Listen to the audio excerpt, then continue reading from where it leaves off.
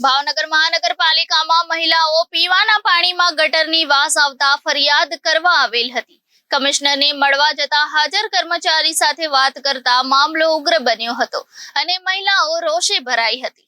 ભાવનગર મહાનગરપાલિકામાં આજરોજ સરિતા સોસાયટી શેરી નંબર 5 માંથી મહિલાઓ પીવાના પાણીમાં ગટરની વાસ આવતા ફરિયાદ કરવા આવેલ હતી. ત્યારે અધિકારીને મળવા જતા તે બહાર હોય મીટિંગમાં છે તેમ જણાવાતા કમિશનરને મળવા જતા કર્મચારી સાથે વાત કરતા મામલો ઉગ્ર બન્યો હતો અને મહિલાઓ રોષે ભરાઈ હતી.